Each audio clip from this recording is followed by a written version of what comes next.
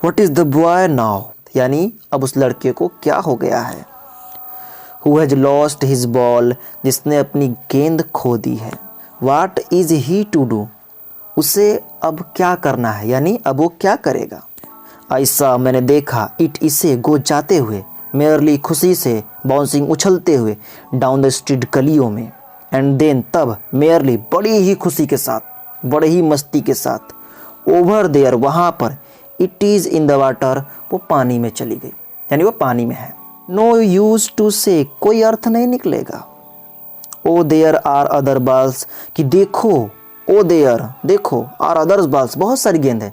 An ultimate, एक अत्यधिक shaking, कपकपा देने वाली, ग्रीफ दुख ने, फिक्सेस द बॉय, जड़ कर दिया है द बॉय लड़के को, क्योंकि लड़के को बहुत तकलीफ हुई है और इस तकलीफ ने उसे जड़ कर दिया है। एज ही स्टैंड रिगिड, वो खड़ा होता है रिगिड कठोरता से, ट्रेम्बलिंग कांपते हुए, स्टेयरिंग डाउन, नीचे देखते हुए, ऑल हिज यंग डेज, अपने बचपन के दिनों को, इनटू द हार्बर, उस हार्बर में जहाँ पर हिज बॉल बेंट, उसकी गेंद चली गई है। मतलब उस बंदरगाह को देख रहा है जहाँ पर उसकी गेंद चली गई है और अपने बचपन के दिनों को याद कर रहा है। I would not entered on him, I would not, मैं नहीं करूँगा, इंटर्ड हस्तक्षेप, ऑन हिम, उसके मैटर में, मैं उस लड़के के विषय में हस्तक्षेप नहीं करूँगा। ए डाइम की, एक डाइम एक पैसा, अनादर बॉल, उससे दूसरी गेंद आ जाएगी, इज़ वर्थलेस, बेकार है। नाउ अब अगर मैं उस लड़के से जाके कहूँ कि एक पैसे में दूसरी गेंद आ जाएगी तो यह बात पूरी तरह से बेकार है, इसका कोई अर्थ नहीं निकलेगा। ही सेंस, वो महसूस करता है, फर्स्ट रिस्पॉन्सिबिलिटी, अपनी पहली जिम्मेदारी, इन वर्ल्ड ऑफ पोसेशन, इस भौतिक संसार में। पीपुल विल टेक बॉल्स, कि लोग गेंद लेते रहेंगे। Balls will be lost always, और गेंद हमेशा खोती रहेगी।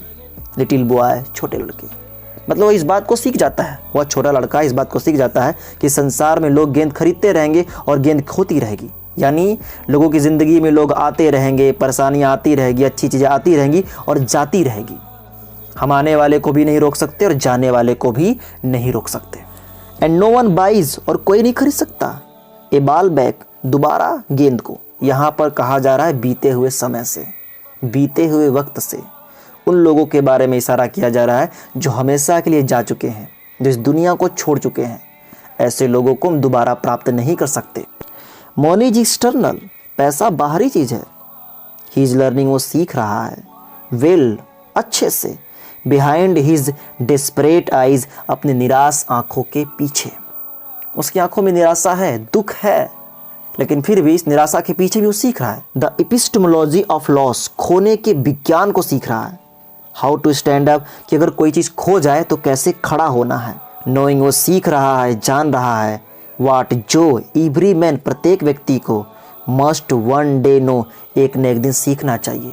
एंड मोस्ट, और बहुत सारे लोग, नो, जानते हैं, मेनी डेज, कई दिनों के बाद, और कई सारे लोग तो ऐसे होते हैं बहुत दिनों के बाद सीखते हैं। हाउ टू स्टैंड अप, कि कैसे खड़ा होना है। किस विषय में, जब आपकी ज़िंदगी से कोई चीज़ खत्म हो जाए, कुछ चला जाए हमेशा के लिए, आपकी कोई प्रिय वस्तु खो जाए आपसे, तो उस स्थिति में अपने आप को कैसे संभालना है, इस बात को बताया गया है।